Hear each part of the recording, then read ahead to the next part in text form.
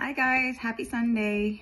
So there are three things that happen and I think they're all connected. So I'm going to try and make sense of it.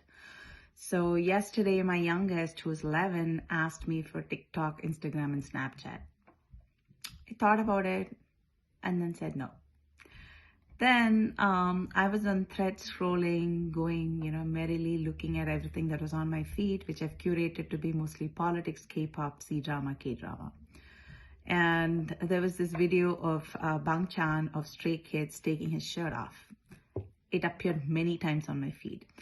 And for this fleeting moment, I had this impulse to share it with my oldest child, who will be 17 soon, and whose ultimate bias is Bang Chan.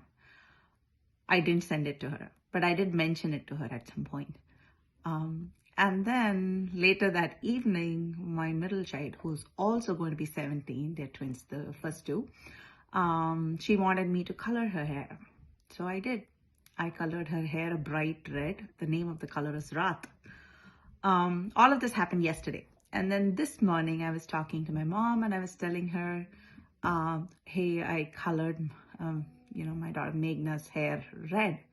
And I got this, huge spiel on how color is bad and how chemicals are going to do damage. I listened, I didn't respond. So after I hung up, I was thinking about it. Am I trying to be the cool mom? I thought about it and I don't think so. I think a lot of, and for context, my mom is 70, I'm 50, my kids are, like I said, they're in their teens. A lot of how I parent, which is evolving, right, all the time.